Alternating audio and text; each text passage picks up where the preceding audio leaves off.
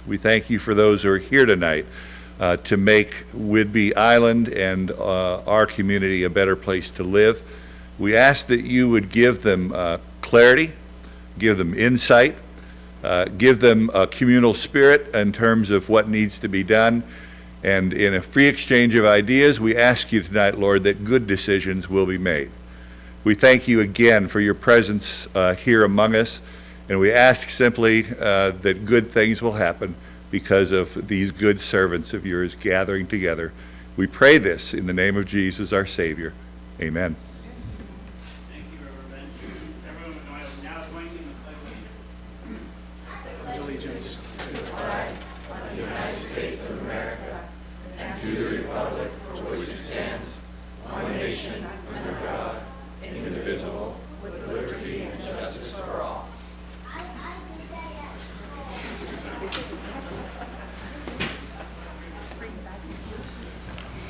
All right, tonight's meeting is being streamed live on YouTube and Facebook and will be broadcast on cable channel 10 HD 1090 following the meeting. Attendees are participating in person, and we do have one council member that's via teleconference. Guests that are included in staff presentations will be excused at the conclusion of the agenda item as appropriate.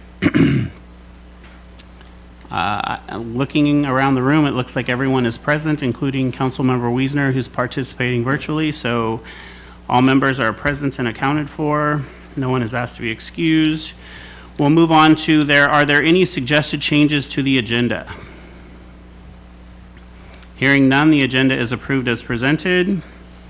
We will move on. There are no proclamations tonight, but we will move right into our honors and recognitions. And with that, we have with us Oak Harbor Police Department Life Saving Award, Officer Claire Herrera, and Chief Slowick will introduce Officer Herrera and present the award tonight.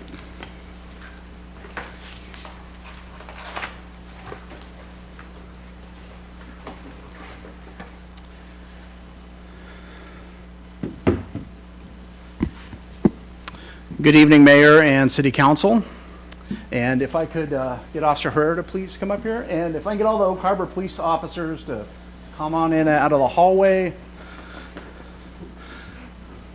So Chief Slowick with the Oak Harbor Police Department. I am honored to recognize Officer Herrera for her exceptional and courageous response that undoubtedly saved a life of an infant in a critical situation. So on August 25th, 2023, Officer Herrera was dispatched to a medical call at a local residence in Oak Harbor. While en route to the call, police officers were notified by dispatch an infant was unresponsive, not breathing, and that CPR was being initiated by the reporting party. Officer Herrera was the first person to arrive on scene. She demonstrated unwavering dedication and quick thinking when she encountered an infant in distress, experiencing a seizure and not breathing due to an obstructed airway. Without hesitation, Officer Herrera skillfully performed life-saving maneuvers, clearing the infant's airway and administering crucial first aid until emergency medical services arrived. Officer Herrera's prompt and decisive actions exemplify the highest standards of professionalism and heroism, showcasing the vital role our law enforcement plays in preserving and protecting the well-being of our community members.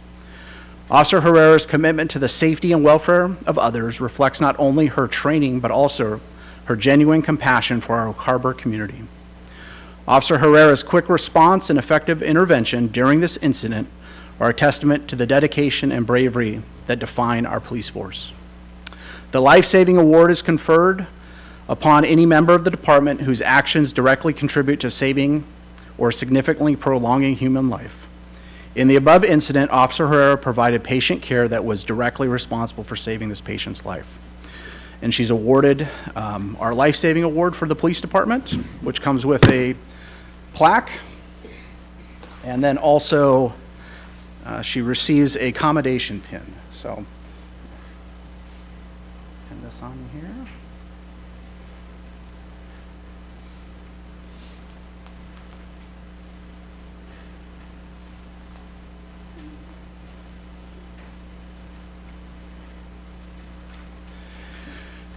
One other thing I'd like to say is that I spoke to the mother of the infant 2 days ago, or I'm sorry, on Friday.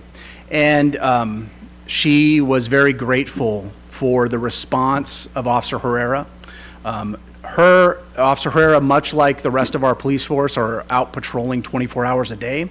Because we're out of the office, because we're out in the streets patrolling, we have a quick response to these emergency calls. And listening to the 911 tape where the mother's talking about the infant turning blue, the mother's unable to provide the necessary life-saving measures just because of her ability and being scared for her child.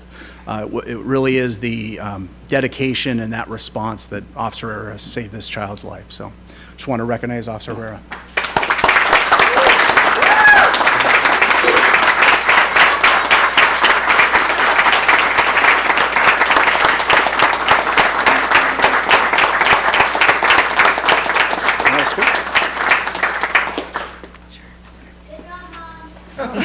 Thank you. Maybe you want to introduce your family. Oh, yes, so those are my kids and my parents and husband over here. Thank you, everybody. I know when I entered law enforcement as a career, my hope was to be able to make a difference, and it's a privilege to do it here in Oak Harbor, and just glad I was given the opportunity to help. So, thank you.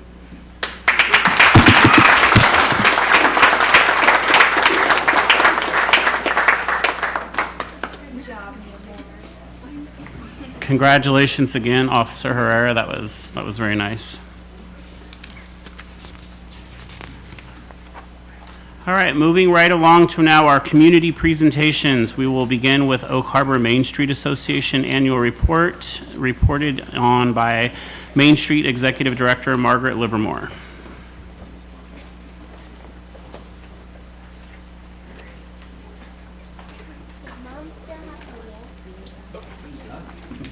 Good evening, Mayor and City Council. Thank you so much for letting me come to present to you about our Main Street organization.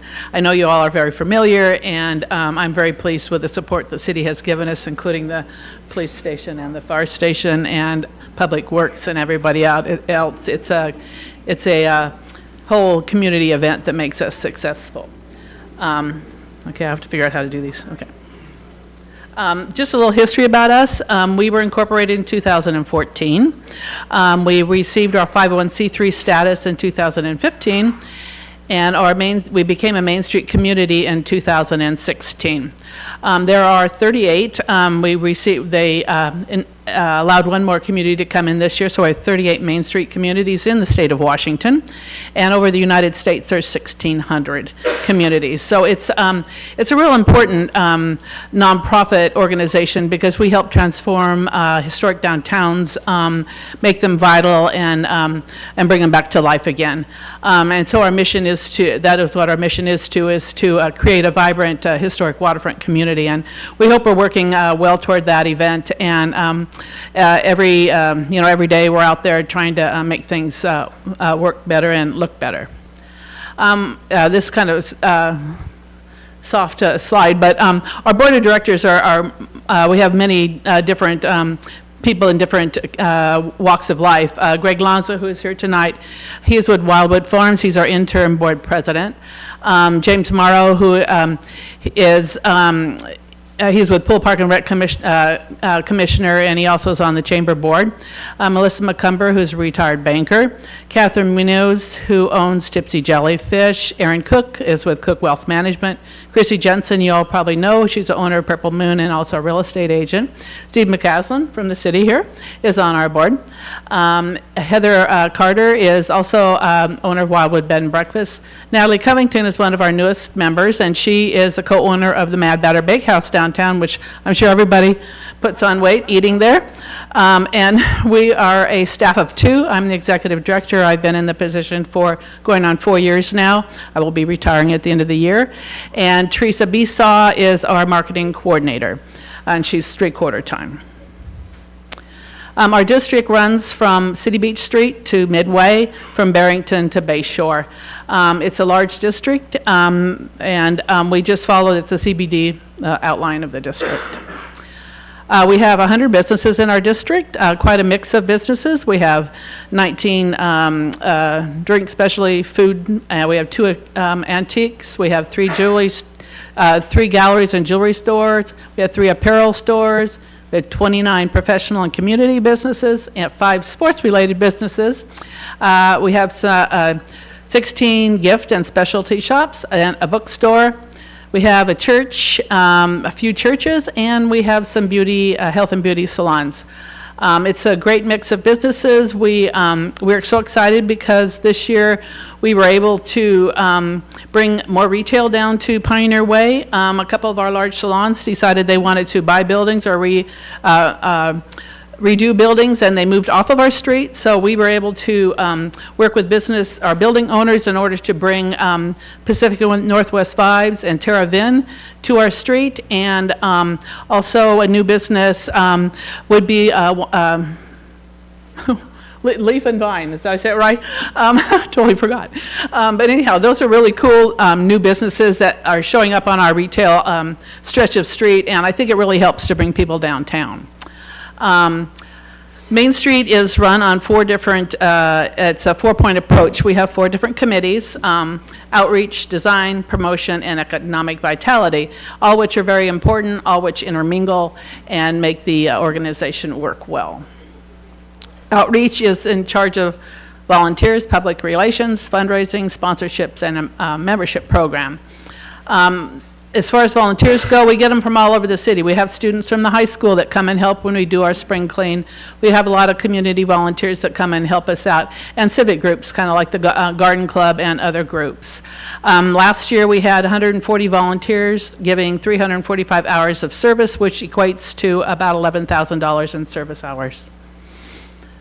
Public relations, we work with the Garden Club, would be Irish Wildlife Society. Of course, the police department and fire departments are very proactive with what we are doing and help us out. Chamber of Commerce, of course, the city of Oak Harbor is wonderful. That one little picture up there is with the guys from Park and Rec helping us with our Christmas tree this year. And then we also help out and work with the Help House to try to collect food for them. Our fundraising comes in different ways. There's a Washington State nonprofit, it's called Give Big. It happens it's 2 days, May 7th and 8th, where people can go to any nonprofit in the state of Washington and pledge money toward their mission. Our couple of fundraisers we have, Sasquatch Walk, which is like a bite of downtown, and Wine Bites and Brew, where we feature wineries, breweries on Whidbey Island and Camino Island with wonderful food as well. That event's coming up on the 23rd of March. This year, as you can see the list, we have a lot of people that have been sponsors and donors and in-kind donors to us, which is wonderful. Last year in grants, we received over $50,000 in grants last year from different groups and different organizations. This year, so far, we've received 2 grants, which we're just starting. There's lots of grants out there that I'm going to be applying for.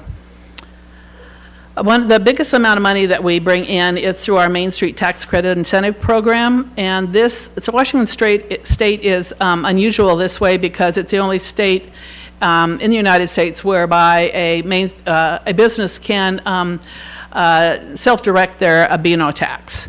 So the legislature has raised the cap for this program in our state to $5 million, and each community in the state can raise $213, $333.33 from this. And you can see a list since 2017 how we've raised money through there. Last year was a low year. Some of our major sponsors did not pledge, unfortunately. So this year we're hoping we will be able to solicit new ones and be able to build that amount of donations up higher. The way it works, in case you don't know, say you pledge $1,000 to Main Street. The following year, you get $750 as a credit on your B&O tax liability bill, and the year that you pledge, you can write off a quarter of it, $250, as a federal tax deduction for a nonprofit. As you see up on the list, the top is 2023 donors, and on the bottom we have 3 so far. Promotions Committee works on marketing strategy, image building, retail promotions, and special events. One of our big advertising, our marketing promotions is our walking map, which we have to revise every year because businesses are always moving around. So we have the list of all the businesses on one side and some dates of events on the other side. We also have been advertising in the Whidbey News Times inserts, the Islander, the Winter and Whidbey, and the Almanac. And then we have put an ad in the North Whidbey RV Park and Guest Guide and the Deception State Park Guest Guide. We also have created through, on the Whidbey Weekly paper, we had once a month we would have a historic downtown ad page to help promote our businesses. We also try to do retail promotions monthly. You can just see a few that are coming up. Winter Stroll, then we have Valentine's Day and St. Patrick's Day, and then some events over Christmas. We always do a green ticket cash giveaway. Last year, we gave out 27,000 tickets, which equated to $550,000 in sales for downtown. And that was only sales over $20. Special events, as you know, we have a lot of those. We've got the Veterans Day Parade back up and running this year with the help of the Chamber. We also have buskers on the corner every Friday night during the summer and a couple other events. Design Committee, in our budget, we have a facade grant program where businesses can apply and receive, it's a matching grant, can receive up to $20,000 to help with the facade improvement. All the lights downtown on the buildings and on the little trees are what Main Street has paid for and had installed. We've put up decorative banners. We have a Serendipity Lane archway, which we're working on with the city this year to complete that Serendipity Lane walkway, and then we have a sign at Beak Smoke Park. Here's the Serendipity Lane project. It's supposed to start. The city was grateful and gave us a pledge $100,000 of ARPA funds toward this project, and they will be breaking ground in March for this project. It'll be really fun when it's completed. It connects Pioneer Way to the waterfront, and we want to have artwork and murals and other things as part of it. Economic Vitality job is to help create a diverse economic base, strengthen our businesses. And you can see from this list, in 2023, we have a lot of new businesses that came in. We have a number of businesses that relocated. We have one we're waiting to come in, or one or two to come in, and we had a few that closed or moved off the Pioneer Way, Fidalgo area. Our revenues for last year, 58% come through our Main Street Tax Credit Incentive Program, and 24% in grants, and then the rest is through events and donations. Our expenses, 38% is in payroll, 24% is used for our projects and streetscapes and other, and then another portion in our events that we put on. We accomplished a lot this year. We had a membership program where we have about 50% of the businesses that participate in the membership program. We've had successful events that we have put on. Design Committee has worked with the city and to make the Serendipity Lane project move forward. And Economic Vitality, we're working with the city and to have a business bite workshops for businesses. Our goals for this year are to complete the Serendipity Lane walkway, work with building owners to fill the empty spaces with restaurants and retail, increase our membership program, expand our B&O tax program, worked with the city to beautify, for beautification and maintenance downtown. We will award $20,000 in facade grants. We're going to research making a guest Wi-Fi downtown. We're going to speak with Ziply Fiber and look for maybe a T-Mobile grant to accomplish that. And we're going to work with businesses to create a standard business hours. So anyhow, that's my presentation. I want to thank the city so much for being a great sponsor for us. And if anybody has any questions, I'll be glad to take them. Thank you so much for that. And I must just say that the lights are amazing downtown. I think they look great this year, so. Thank you. We're still having a little trouble with the app on the phone because they're not the colors they're supposed to be, but bear with us. We'll get them to work. They look great, though. Thank you so much. Were there any questions from up here? No? Okay. Oh, Councilmember Stuckey has a question for you. Yeah, get on. 2 questions. Yeah. You touched on it, but I want to know how you're doing it practically. One of the common complaints, of course, is the hours downtown. Now, I understand you can't force someone to be open, and I understand, does it make sense for a little bookshop to be open for 3 hours in the morning on a Monday? I get that. But what are you doing to try to encourage them to do so? Well, I think with the way that we have brought new businesses downtown, I think the ones that are there are going to show leadership to other ones to encourage them to also be open, like on Mondays. Monday's a very slow day downtown. And it's really hard because, they are sole proprietors and they do need days off. But I want to try to encourage them, maybe Tuesday's their day off, not Monday or not a Sunday. But I know I've talked to a lot of people and other Main Street directors that it's just the way it is. It's hard and they're all trying to work on the same problem. Sure. Or maybe being open, past 5 o'clock. True. For people who work jobs. True, yeah, I agree. The second thing, you have me a little curious when we talk about tangibility a lot, as we did with our economic coordinator the other meeting. You said actively working to get businesses downtown. Aside from just a Facebook post saying, here's an open spot, what's being done? Well, when we found out that some of the salons were moving, Main Street took it upon themselves to rent a space that one business was in to allow them to come forward up onto the Main Street at a better retail spot. And so now we are trying to help fill that space that we don't need. We used it just for holiday markets and to be able to let that business come forward. And whenever I hear that the business is open, we try to reach out to people that might want to move in. We have people reach to us about spaces that we want to move to downtown. Are there any spaces available? So we try to connect them with business owners. Some are not very forthcoming as far as returning calls and so that we can fill those spaces. But the only thing we could do is put notice out that there are spaces available and try to reach out to people that we know that are looking. I know we are going to be moving into where the next to Sweet Rice in April. And that space is going to be a large space. The two front little spaces will be called incubator stores, where people can try out their business plan for a month to 6 months to see if it's going to work. And if their business plan is going to work, then we try to encourage them to rent one of the spaces that may still be available. If their business plan doesn't work, then they haven't wasted money and spent a 2-year lease finding out that it's not going to work. That is a wonderful thing. Yeah. That really is a wonderful idea. So thank you. So anyhow, that's the feedback. plans. Any other questions? Thank you so much. Great job, thank you. All right, with that, we're moving into the citizen comment period. Citizens may comment on consent agenda items or subjects of interest not listed on the agenda at this time. Citizens will have the opportunity to comment on the remaining agenda items during the meeting as appropriate. Citizens can also visit our website prior to our meetings for methods to submit public comment or contact the city clerk, Julie Nestor, by phone or email. When submitting comments, please include your name and address. Public comments sent anonymously will be shared with the mayor and council but will not be displayed. We received 2 new public comments since our last regular meeting, and we will display those on the screen now.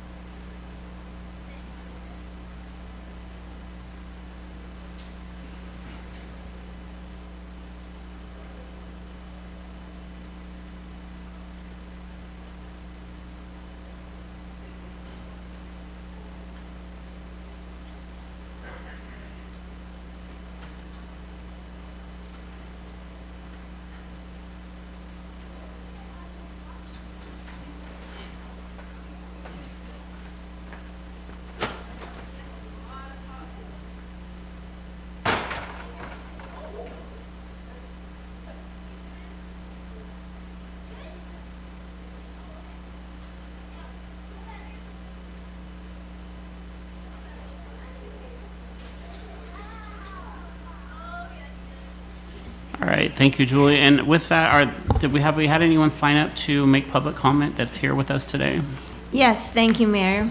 We have two people who've signed up. The first is Nolan Saltonstall, who wishes to speak regarding the Recreation Center.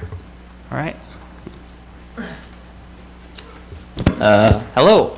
Hi. My name is Nolan Saltonstall. I am with Mr. O'Carver under Would-Be Royalty. For those of you who weren't there or don't know, about 2 weeks ago, on January 16th, we presented our idea for a community rec center. Well, not our idea. We were advocating for a community rec center, and we wanted council to fund a feasibility study, and they requested funds from the state, which is a great first step for having that in our town. And I wanted to say that on our end, we obviously have a responsibility to show that the community is interested in a project. I mean, I know a couple of those public comments up there, they showed that people wanted a performing arts center, and that could certainly be incorporated into a community center design, because that would be decided during the feasibility study. But ultimately, what we can do as an organization is advocate, and we've started the planning process for that. I conducted kind of an email campaign prior to the city council meeting on the 16th, and I contacted about 1,000 people via email, and I got 2 responses, and they were from Councilmember Stuckey and Councilmember Wiesner. So I have learned, and our new plan is a door-to-door campaign where maybe 2 of us will go, through businesses and present a paper like this. This is just a rough draft, but it has our logo, might have some contact information, and show this to people in the community, get the word around that this is a thing, community center might be happening, and really show, you counsel people that it's popular. And, I also wanted to thank you guys for your work on this. Mr. Marshall, he met with us and talked to us about plans. Mr. Mayor Wright, he's our title sponsor for Would-Be Royalty. You guys are great in terms of support, and so I'm glad to be showing you this, because we're doing good on our end, so thank you. Thank you very much. Any questions? Thanks so much. Mayor, next on our list is Jeff Humphrey, who wishes to speak in regards to food trailers.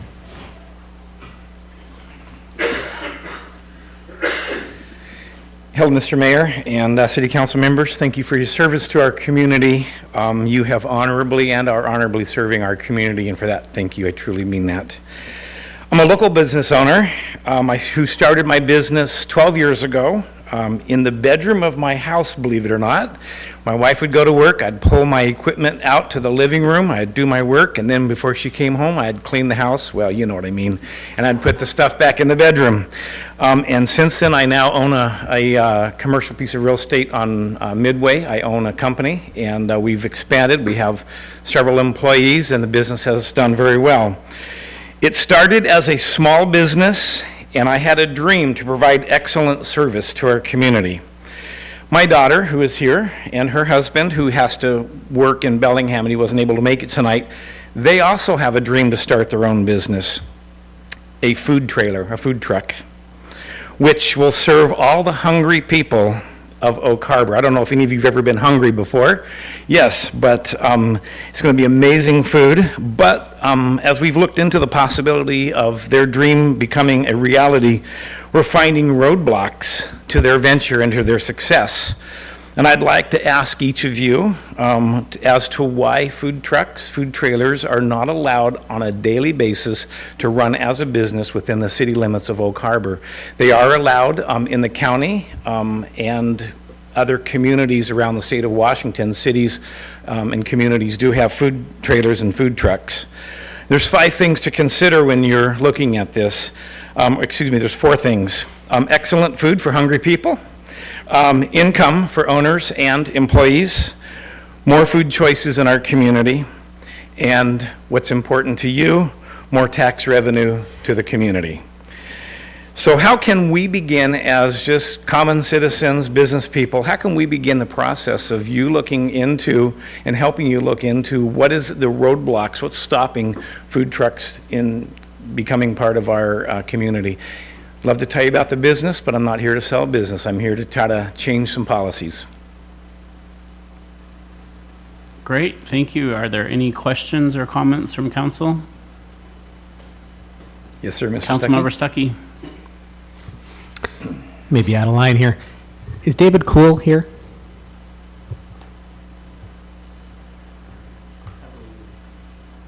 I mean, because the reason I'm being is this, Mr. Humber, you've mentioned this to me. As a matter of protocol, I think city attorney, Yes, hello, sir. the item's not on the agenda, so it's limited in its discussion. Okay. I withdraw.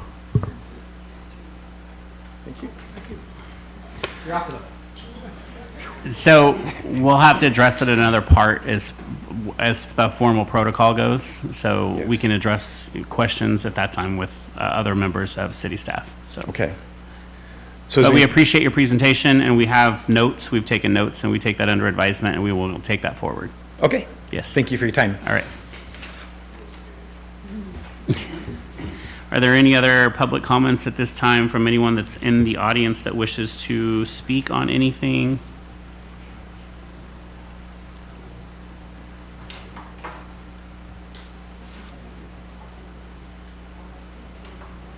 What's that?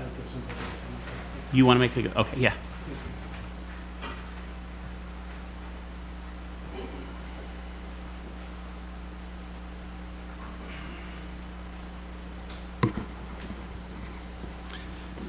Shane Hoffmeyer, Oak Harbor. You know, I think at times there's moments to where some of us have to say something. You know, these moments are not to be taken lightly, and you know, I evaluated whether the comment should come as a council member or as a resident of Oak Harbor, and it was clear that the comment should come just as a resident, as public comment. As a council member, we are all on the same team, and I do not question or challenge the mayor's authority on anything here. That said, 12 years ago, I stood at this same podium. It was on that side of the room. And, you know, there was quite a process that we went through in selecting Ray Merrill as our fire chief. And, you know, I said at that time, and 12 years later, I can stand here and I can say the same thing. I moved here in July of '99. And not a single day has went by that I haven't heard a good thing about Ray. As a resident, you know, I'm brokenhearted that it ended this way, that it didn't end with the hero parade. But that can be how life is.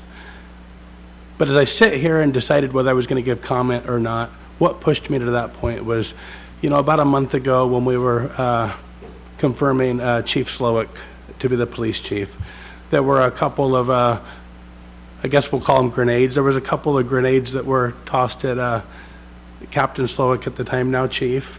And Chief Merrill was the first person to get up and stick up for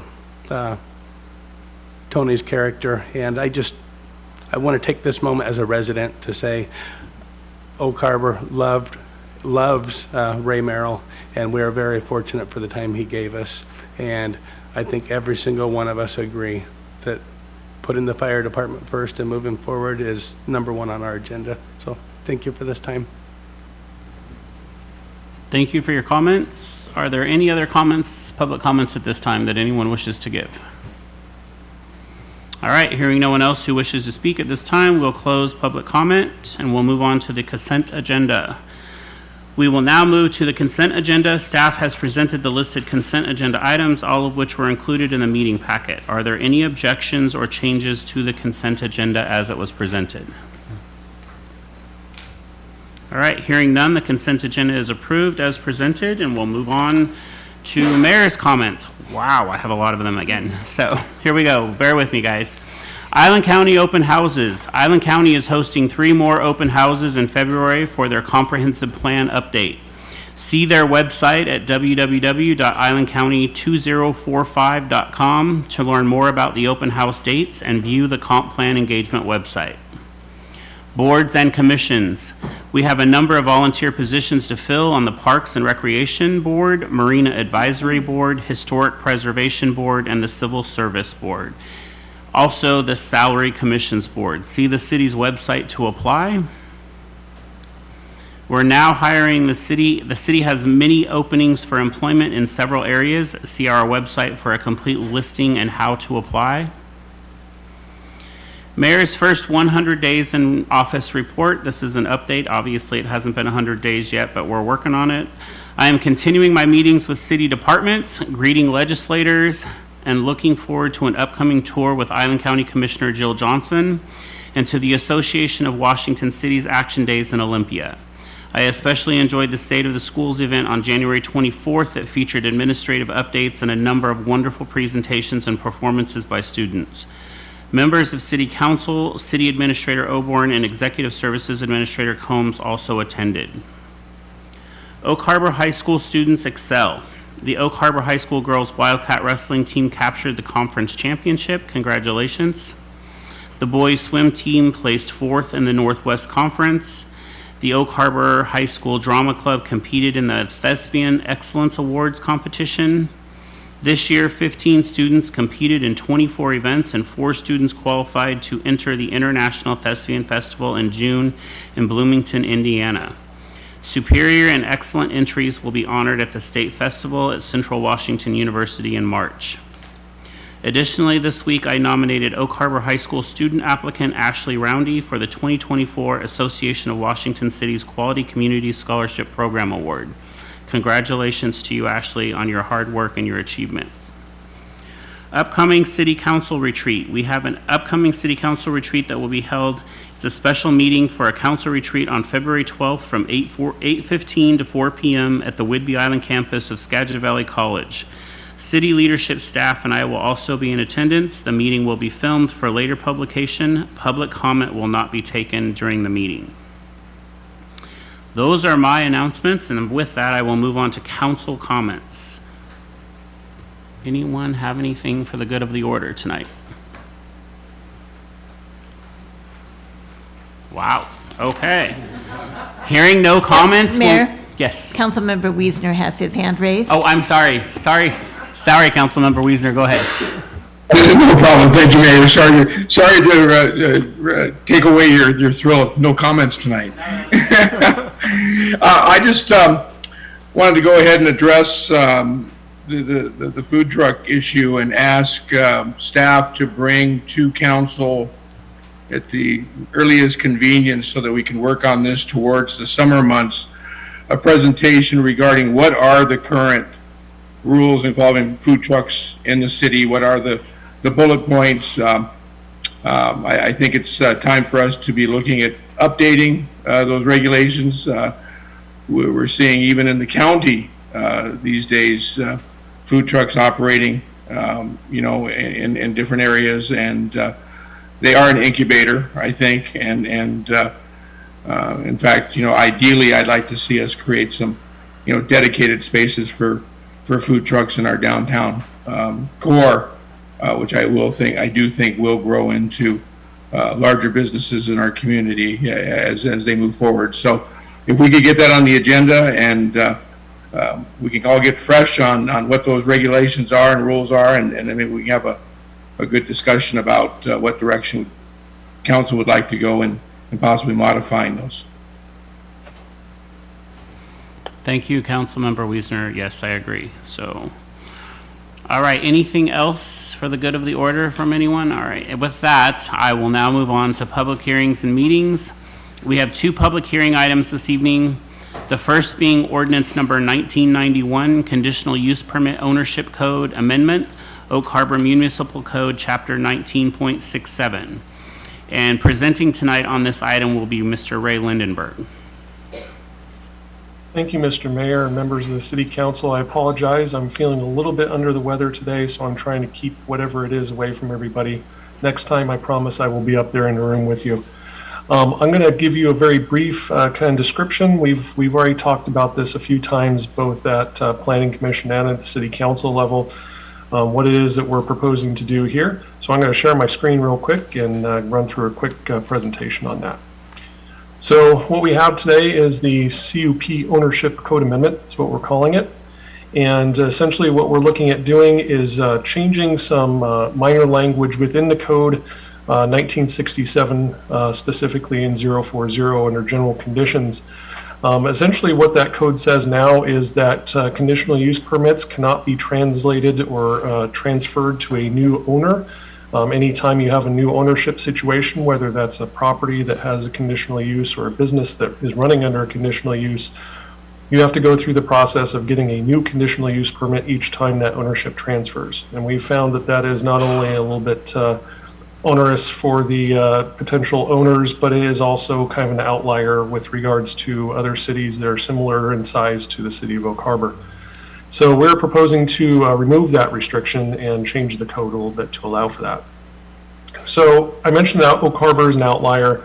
Essentially what happens is I went through our list of 12 similar cities within the state of Washington. The ordinance explicitly allows for the conditional use to quote unquote run with the land in 5 of those cities. The other cities that were remaining that I was able to contact and actually confirm with, the code doesn't specifically address transfers, but the interpretation of staff and their legal department is to allow for the transfer to happen for it to run with the land. So the proposal that we have for you here is to essentially strike number 1 there and replace it with the wording, the granted conditional use permit may continue as long as all of the conditions of approval are met, regardless of any ownership change for the business or the structure of the use that's happening. The second thing that we wanted to change on there was to add a new section, the conditional use that ceases occupancy or active use for a continuous period of more than a year shall not be therefore permitted to continue. So essentially what that is doing is kind of reflecting what our non-conforming ordinance says. So if you have a non-conforming use that is no longer active for a year or more, that non-conforming use has to be brought into conformance with the code. So we felt that this was a good kind of way of making sure that everything within the community is, up to our current standards. And so that was something that we added in there as well. So essentially what we have for you are those 2 sections of code to consider. Our recommendation is, and it came from Planning Commission as well, to review those language changes and adopt the proposed ordinance language as part of OHMC 1967. Great, thank you, Mr. Lindenberg. So at this time, I will open the public hearing, and I will confirm with our city clerk that we've received no public comment. That's correct, Mayor. We've received no comment on this item. All right, and do we have anyone that is present with us here this evening that would like to make a public comment or has signed up to make a public comment? All right, I will now close the public hearing. Hearing no comments, and I will call upon council for their questions and comments on this matter. Hearing no comments or questions, I would entertain a motion. Councilmember Wiesner's hand is raised, Mayor. Jeez, I'm so sorry, Councilmember Wiesner. I don't see you up there, so. Councilmember Wiesner, go ahead. No problem, Mayor. I would just like to move that the city council, approve the proposed ordinance language as part of Oak Harbor Municipal Code 19.67. Okay, we have a motion presented by Councilmember Wiesner. Second. Second by Mayor Pro Tem Heisen. All in favor, raise your hand. Okay, it passes unanimously. All right, thank you very much. Moving on to our second public hearing item, it would be ordinance number 1992, Oak Harbor Municipal Code Subdivision Requirements, Oak Harbor Municipal Code 21.30.020M, 21.40.020, and 21.40.060. And presenting tonight on this item will be our Development Services Director, Mr. David Kuhl. Thank you, Mayor and Council. David Kuhl, Development Services Director. Tonight we'd like to talk about Ordinance 1992, which is a subdivision code section.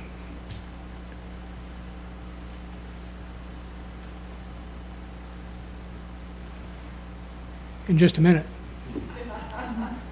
So Title 21, that's what controls subdivisions in Oak Harbor. Tonight, we'd like to change 3 sections of Title 21 subdivisions. The first section is an engineering deposit, and that's Section 2130.0203G. What this would do is it would require a deposit for engineering review prior to the submittal, and that would be as determined by the city engineer. The engineering deposit will reimburse the city's actual cost to review and approve documents. So what happens is you go through the preliminary plat process, and once you're ready to go on to the next step, you come in with engineering documents, and you get all the review done, then you do the construction, and then you go for final plat. What this would do is it allows a city to use a third-party reviewer as well. So sometimes we get into situations where, say, a stormwater issue is really complicated, and it involves heavy grading and some real detailed work.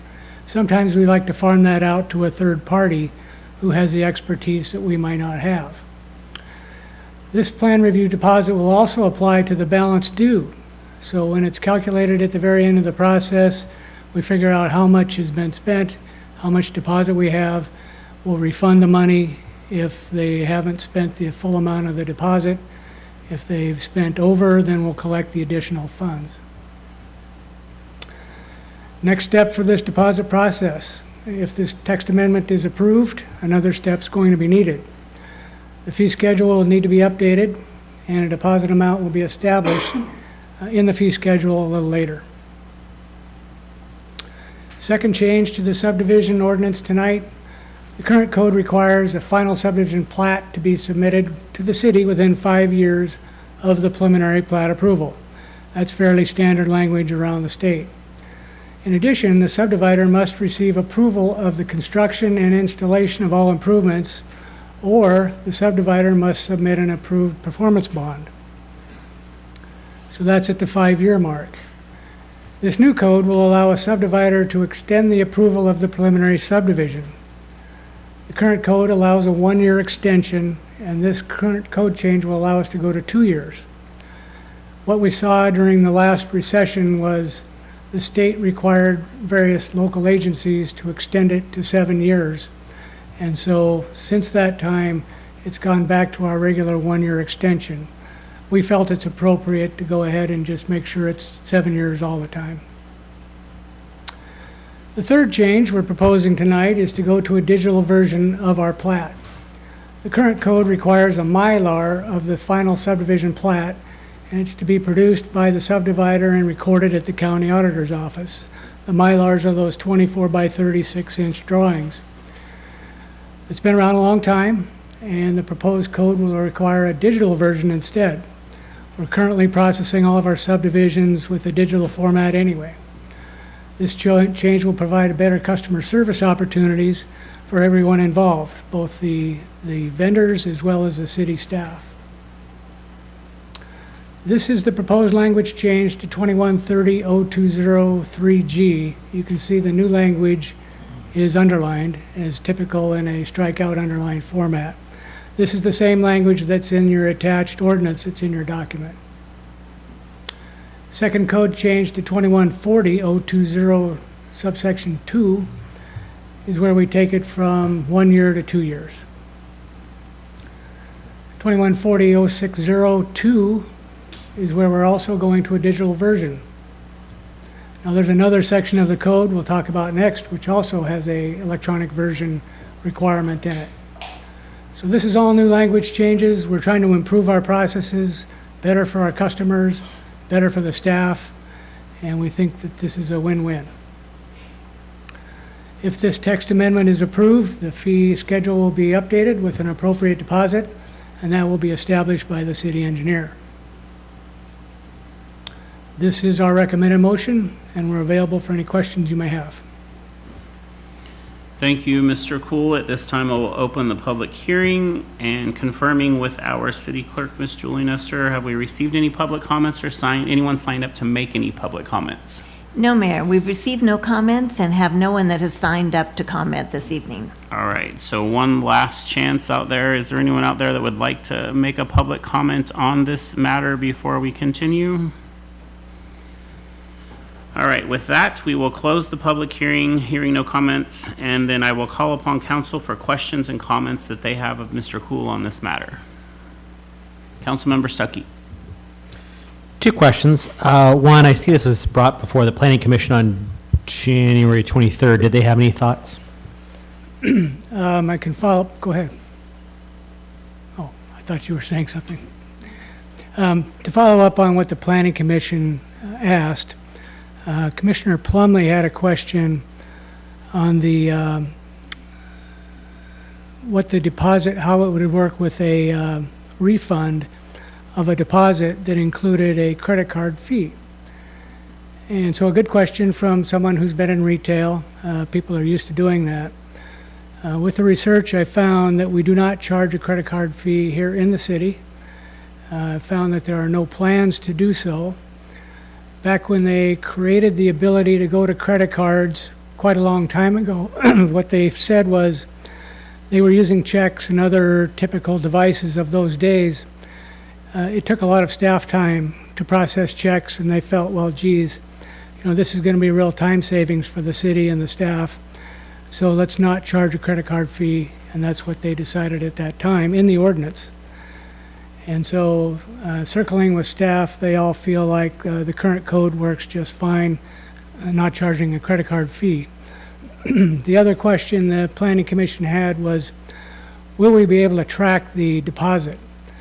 And so I've been assured by our finance department that they have a system to track deposits and make sure that deposit can be refunded and not commingled with other funds in the city, so that it'll be easy to figure out what the deposit that was paid by a certain subdivider and refund the correct amount of money to that subdivider. So those were the two questions that the Planning Commission had. Credit card fee. I wouldn't have thought of that one. That's a good one. My second question is regarding Mylars and the digital versions. I'm assuming the digital version is easier for us. It's easier for the people turning it in.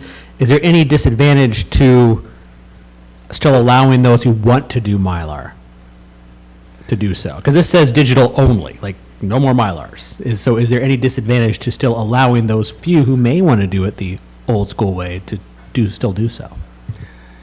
I think to answer your question, everyone is using digital right now, and the current problem we're having is engineering firms do their work digitally, and then they have to go back and try and create a Mylar for us, which is very time-consuming and expensive to do. So from what I can tell, everyone else is using digital formats right now.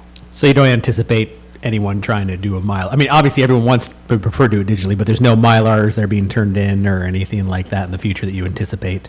I wouldn't see a Mylar in our future. Okay, fair enough. Thank you. Thank you, Councilmember Stuckey. Any other questions from council on this matter? Councilmember Wiggenstein. Just a couple of things, really. I'm curious about why the 1 to 2 years extensions. They start out with a 5-year subdivision, right? They get 5 years right off the get-go. And how many times can they extend this, go for an extension? How long can one developer to literally drag out building something? Good question. You get 5 years with a preliminary plat, and then if you request a 1-year extension, in this case, you'll get 2 years. So 7 years is the maximum you'll get. The reason you want to do something like this is the economy can slow down, someone can have approval, things change in 3 or 4 years, and it takes several years for the economy to come back. As you all remember, back in 2008, it took till 2012-13 for the economy to come back. And during that period of time, you'd have to come back and hire your engineers, do all of your design work, all of your construction of the subdivision improvements within a short period of time to try and beat that 5-year time frame. So 2 years is what we felt was a reasonable extension. Okay, thank you. And my other piece is should this be one motion or should this be 3 separate? That's probably to It's one ordinance. Thank you, Councilmember Wittgenstein. Mayor Pro Tem Heisen. Thank you. As a practical matter, and council can cut me off if I'm getting too far in the weeds, but as a practical matter, if someone has their 5 years and then they ask for their extension and then 7 years go by and nothing's happening, what happens? What do we do? Because now we're stuck with a half-developed something. What happens then? Councilman Heisen, what we do is at 7 years, they would have to go back, start over, and gain preliminary plat approval again with the rules that are in place at that 7-year mark. So the new rules, if there are any changes, would apply at that point. And if they don't? If they don't build anything. It's just It just dies. abandoned and, okay. Okay, thanks. Thank you, Mayor Pro Tem Heisen. Anyone else have any questions for Mr. Cool? All right, hearing none, I would entertain a motion. Mayor Pro Tem Heisen. Thank you, Mayor. I move to adopt ordinance 1992, amending the Oak Harbor Municipal Code relating to subdivisions. We have a motion as presented by Mayor Pro Tem Heisen. We have a second by Councilmember Wittgenstein. All in favor, raise your hand. Passes unanimously. Thank you, Mr. Cool. All right, moving on to ordinances and resolutions. We have a resolution 2404, Washington State Archives Technology Tools Grant Application. Here to talk to us about this is our grants administrator, Wendy Horn.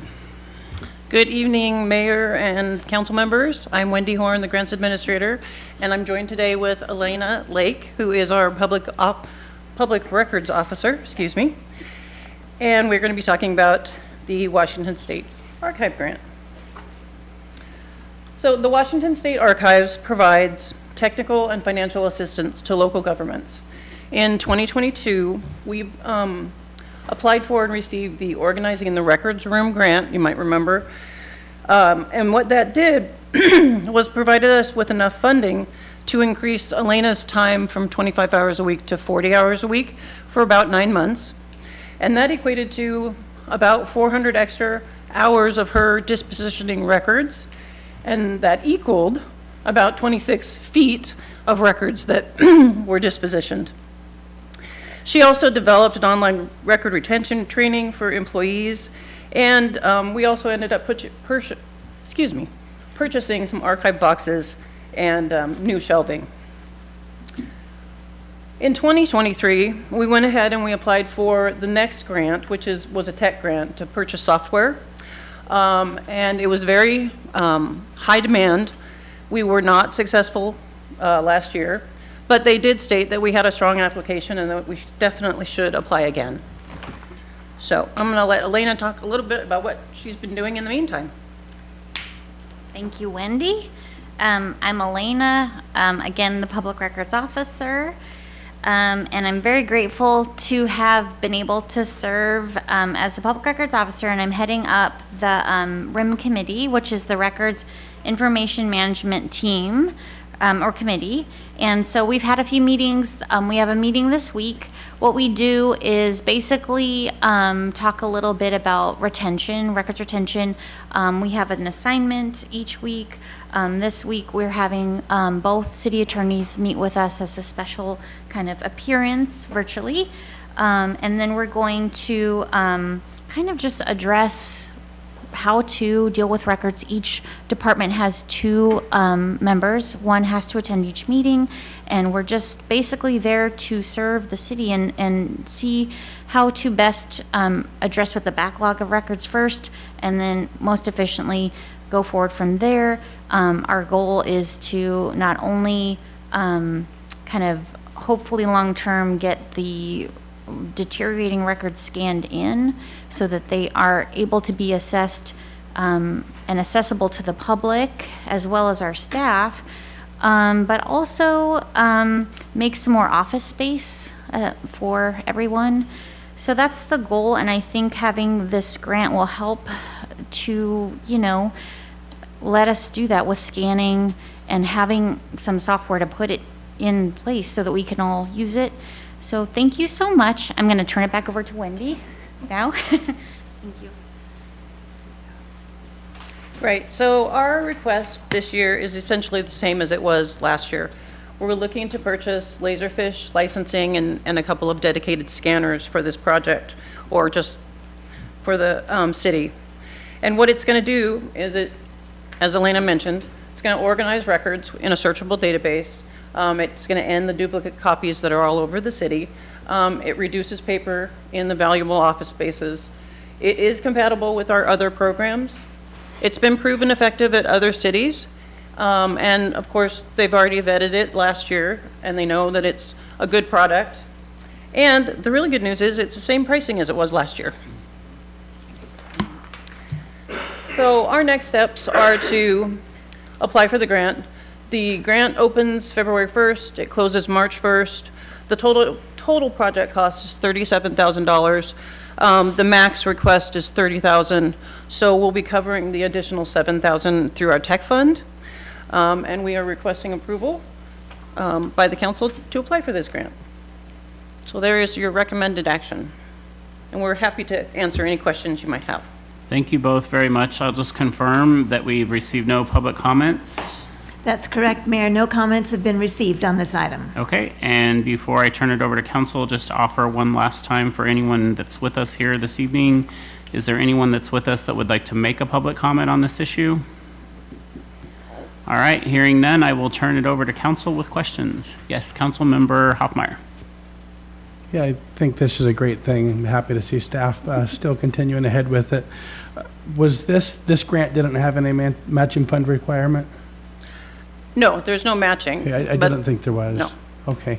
And then the other question, it was a year ago, and I'm not really a techie person. The Laserfish, so you can scan a document with that, and then much like Outlook or Gmail, you could search certain words or whatever? Just a moment. Okay. Councilmember Hoffmeyer, I'll be happy to get that information back to you at a later date to confirm. It is my understanding from previous research that Laserfish is a software where it does multiple things, it's an ECM software, which does a multitude of variety of things. I'm not the expert, and I would have to Sabrina's Sabrina. sorry. I was hiding in the doorway. So what the tool does is it allows us to create an online format where we can store all of the records that we can make publicly available, as well as the records that we want to keep. And it makes them so that you can search for them. We will have to create a system for naming conventions, and like ordinance and resolutions will be in their section. But the great thing is it makes it publicly available. So what I love about the tool is for both our police department, records team, and Elena, it allows them to find records easier and actually point customers to that information. So when somebody submits a public record and they say, oh, I want to find this ordinance from, 1901, we can actually go find that information and give them the link to go look at it themselves. So it is a really great resource for that. That's great. That's really exciting. Yeah, we were talking about building and development. Man, it can be really troublesome when you have to find something downstairs handwritten on an address file from the 70s, for instance. And that's the hope, that we would have maps, other things like that. And with some of the recent articles we've seen about the state archivists and their struggle with some of their records and the printed items, it will be nice to have it electronically for us to reference. Awesome. Love it. Good teamwork, guys. Thank you. All right. Any other questions or comments from council? I can't see Councilmember Wiesner up there, so someone help me out. Does he? Okay. So hearing Councilmember Wittgenstein. Thank you. I think I'm in favor of this completely. So I'm going to go ahead and make a motion to adopt Resolution 24-04, authorizing the mayor to approve an application for a technology tools grant from Washington State Archives. Second.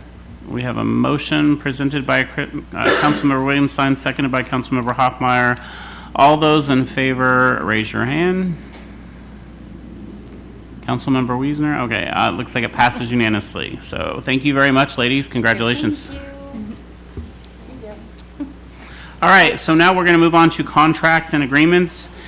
And with that, we will be talking about professional services agreement, Oak Harbor Main Street Association for B&O tax credits. And presenting will be our grant administrator, Wendy Horn, to present on this item, as well as Deputy City Administrator and Finance Director, David Goldman, available. So good evening again. Wendy Horn, Grants Administrator. And this item is related to Margaret Livermore's presentation earlier this evening. So just a little history of the Washington State Main Street Tax Credit Incentive Program. It was started in 2005, and I apologize because I know Margaret went over a lot of this already, so there's going to be some repeats. The goal was to encourage cities to contribute funding to their Main Street program. And in 2015, the Oak Harbor City Council implemented the program per Resolution 1544. And we've been providing funding to Oak Harbor Main Street through a professional services agreement since then. So the program rules, cities with less than 190,000 residents can participate. The contributions must be approved by the Department of Revenue. A tax credit equal to 75% of the contribution is applied to the following year's excise taxes. And as Margaret noted, the current maximum annual contribution to the Main Street Association is that $213,333.33, with a maximum tax credit being $160,000 for any one organization.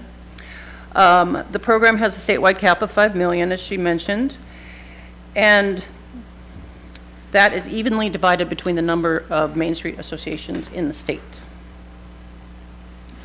So per Resolution 1544, the city enters into an annual professional services agreement with the Oak Harbor Main Street Association. The PSA includes scope, schedule, terms of payment, the independence of the Main Street Association, among other items. The previous PSA was approved last year on January 17th, and this year's PSA is very similar to last year. And I want you to know that legal has looked at it and given it the green light. So, since 2019, our annual contribution has been $95,000. That equals a tax credit to the city of $71,250. And as I mentioned before, that $213,000 is their max. So then it provides other contributions from other organizations of $118,333.33. And as Margaret showed you, they are getting other folks to donate to them.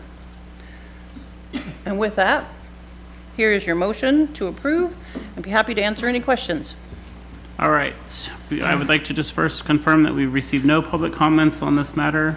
That's correct, Mayor. No comments have been received. All right. And with that, I would like to offer anyone here with us this evening that would like to make public comment on this matter before I turn it over to council. All right. Hearing none, I will turn it over to council for questions and comments. Councilmember Wittgenstein. Just really simple, do we renew this every year? Yes, we've been renewing it since 2015. Okay, thank you. Thank you, Councilmember Wittgenstein. Anyone else? Councilmember, my brain just went blank. Councilmember Marshall. Thank you, Mayor. I'm going to go ahead and move to approve the professional service agreement with Oak Harbor Main Street Association as part of the Washington State Main Street Tax Credit Incentive Program. Second. We have a motion presented by Councilmember Marshall, seconded by Councilmember Wittgenstein. All in favor, raise your hand. All passes unanimously. It's all right. Thank you very much, Wendy. Thank you. All right, we will move on to the next item on the agenda. That would be the labor agreement, Oak Harbor Police Association Commissioned Unit. And we will be having a presentation by our Human Resources Director, Emma House. Good evening, Mayor. Good evening, Council. Thank you. Emma House, Human Resources Director. And I am here tonight to represent the collective bargaining agreements for the police department. There are 2 collective bargaining agreements that we will be discussing tonight in this presentation. So this is to present the proposed labor agreements by and between the City of Oak Harbor Police Department and the Oak Harbor Police Association for City Council consideration and approval. To give a little bit background summary, on January 9th, the City of Oak Harbor Mayor's Administration and the Oak Harbor Police Association tentatively agreed to a 3-year collective bargaining agreement. And there's actually 2 agreements, one for the commissioned group and one for the non-commissioned. These agreements cover the years of 2024 through 2026 to December 31st of 2026. On January 24th, the bargaining unit members voted and they approved to ratify both of the negotiated agreements. The negotiated items for both of the contracts that were the major financial pieces that we discussed were the cost of living adjustments, 3% for 2024, 2% for 2025, and 2% for 2026. We also had market adjustments of 2% for 2024, 2% for 2025, and 1% for 2026. We also adjusted the health insurance premium cost share. This was from 80-20% to 90-10%, and this is the dependent family cost share that this specifically is referencing. And then we have some items that were specific to the different contracts. So for the commission group, this was a summary of the items that we discussed, and you can see that it really was focused around the specialty pay areas. So officer in charge went from $40 to $50 per day. Field training officer went from 2% to $20 per shift. Our special weapons and tactics, which is our SWAT team, from 3% to $300 per month. School resources officer went from 3% to $300 per month. On-call status detectives from 3% to $300 per month. And we did agree to specialty pay compounding, which would be combining up to 2 of these to a maximum of $450 per month. And we added longevity to begin at 5 years at 2%. So this was a great conversation for us on both sides. It was a really great option for us to change from the percentages to the flat dollar amounts. And then for the non-commissioned group, the field training officer, we changed from 3% to $20 per shift. Primary evidence custodian from 3% to $300 per month. Point of contact specialty pay was removed, and the police support officer lead specialty pay was removed because we were able to address both of those in position classifications. And we added the longevity of 5 years at 2% for this group as well to match them both. And then this is the overall estimated costing for the 3-year agreement. The proposal and the difference with the dollar amount and the percentages on the far right. And you have the track changes version of the contract in your agreement with all of the language changes as well. Some of those were clarifying definitions. And now at this time, I'm happy to answer any questions. All right, before we get to questions, I will first confirm that we've received no public comment on this matter. That's correct, Mayor. No comments have been received. Great. And I will then turn to our audience and make sure that there isn't anyone that's here this evening that would like to make public comment on this matter. Hearing none, I will now turn it over to council for questions and comments. Councilmember Stuckey. Quick question, educate me a little bit. Isn't a field training officer commission position? Aside from the non-commission, but isn't that a commission position? Chief Slowick, Police Department. Yes, it's field training officer is both for commission and then limited commission in our police support officers, which are our corrections staff. So in the correction side, they also do a field training officer program. Oh, okay, so under the non-commission, that would be for the That's corrections. correct. Yeah, it's Okay. part of their limited commission, part of the corrections portion. Okay, thank you. Yep. Anyone else with questions or comments? Yes, Councilmember Marshall. Thank you, Mayor. In reading through this, there's the one thing that I didn't understand. What's a Kelly Day? I don't understand what a Kelly Day is. He explains it much better than I do. Hello, Council. Kelly Day is so our staff works 12-hour shifts, and when they look at the amount of time they work in a 6-week period, they actually work 12 hours over a fair labor standard practice. So that 12 hours is accumulated. Instead of it being paid as overtime, it's paid as a day off, a paid day off. So that's what's called a Kelly Day. It's I think it comes back to the fire service a long time ago in Canada or something. I don't know where that comes from, but So Chicago? it, Is that where it it's from? specifies that it's taken as a day off but cannot be paid. yeah, so it's a paid day off. What it can't be cashed out. So when they mean it means Okay. you can't cash that out for pay. Okay. And work your full shift during that 6-week time. So if you work the 3/12 shift or 3 12-hour shift, you earn a Kelly Day every 6 weeks, and then that's a day you have to take off. Gotcha. And it's a paid day. Just And can't the- be cashed out. Okay. The other portion I didn't quite understand was on holidays. So if an officer works on holiday, they get the time and a half or double time. I'll have to go back and look, but then they get an additional floating holiday. Is that correct?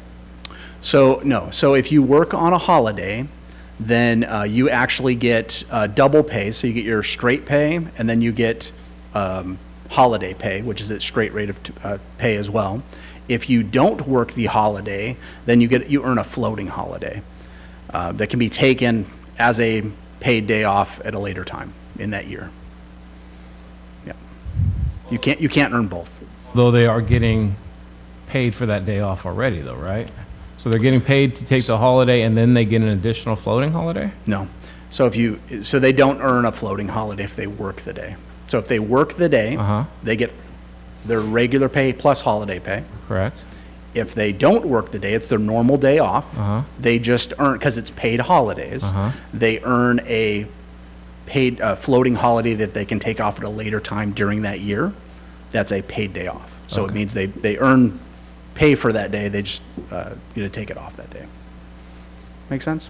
Did I confuse everybody? So essentially, they all officers then get double time for a holiday because they get paid for the holiday, right? And then they get an additional holiday, which they get paid. I understand what you're saying. So if you take a floating holiday, or if you don't work on the holiday, and you take that day off at a later day, it's just your straight pay. You don't earn 2 sets of pay for that day. Floating holiday is just a day given off, a paid day given off. Yeah. I don't. It's work like for it would be work. like it would I be get like days off that it's paid, so this is new to me. so it would be like if you had vacation time, right? And that's paid. It would be like having a batch of, say you took 12 hours off for vacation. Right. You would take that day off, you would get paid for that day, and it would come out of your vacation bank. Right. The same thing as floating holidays. It's just called a floating holiday. So it's take the time off. Yeah. And it's paid. Okay. Straight pay one time. Gotcha. Thank you. Way too long. Yeah. I'm like, oh, you get paid to take time off? That's awesome. Thanks, Councilmember Marshall. Any other questions or comments from council? Hearing none, I would entertain a motion. I'm guessing we're going to do this in 2 pieces. We have the commission side and then the non-commission side. So we'll focus on the commission side first, and I would entertain a motion for that. Mayor Pro Tem Heisen. Thank you, Mayor. I move to authorize the mayor to sign the labor agreement by and between the City of Oak Harbor and the Oak Harbor Police Association Commissioned Unit. Second. We have a motion as presented by Mayor Pro Tem Heisen, seconded by Councilmember Wiggenstein. All those in favor, raise your hand. Councilmember Wiesner, I cannot see you. Okay, so it passes unanimously. Thank you. With that, we're moving on to the labor agreement, Oak Harbor Police Association non-commissioned unit. And again, we have Human Resource Director Emma House, which I'm assuming we've already seen all of the information. So we will open it up for public comment at this time. Have we received any comments? No, Mayor, we have received no comments. Okay, thank you. And again, I will turn it over to our audience. Is there anyone here present that wishes to comment on this issue? My phone is blowing up. Hearing none, I will call upon council for their questions or comments. Hearing no questions or comments, Mayor Pro Tem Heisen. I move to authorize the mayor to sign the labor agreement by and between the City of Oak Harbor and the Oak Harbor Police Association non-commissioned unit. Second.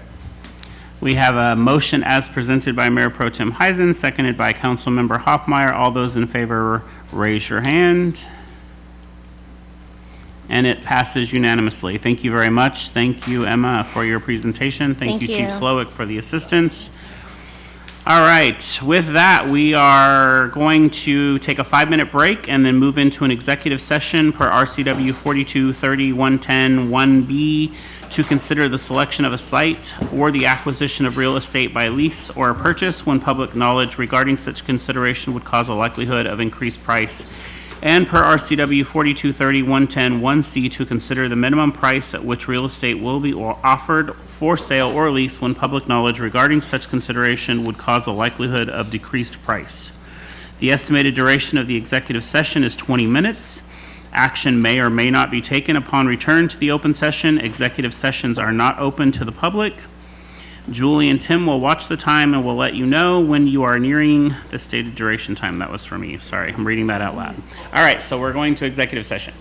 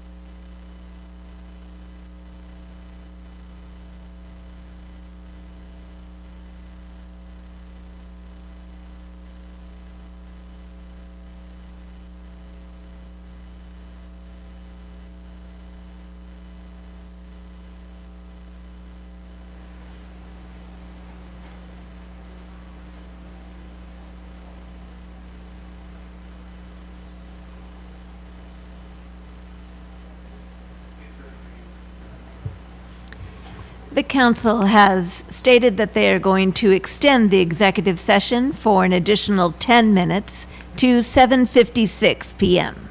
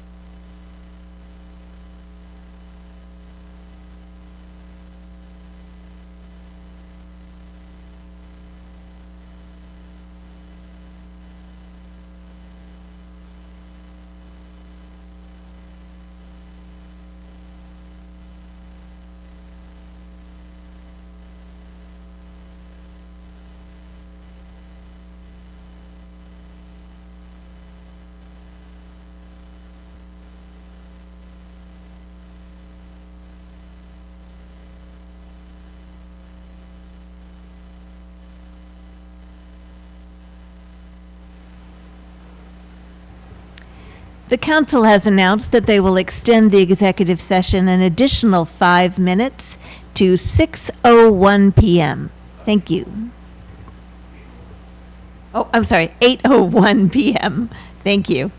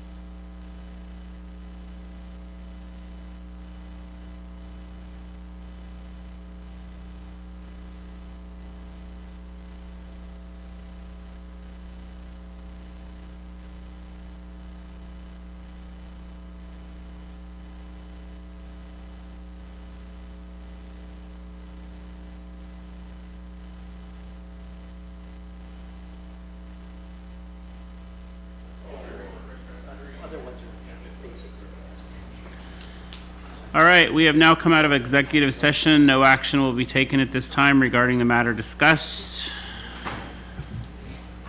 There being no further business, is there a motion to adjourn? I motion we adjourn. We have a motion to adjourn, seconded by Mayor Pro Tem Heisen. All in favor, say aye, or raise your hand, sorry. All right, we are adjourned at 8:01.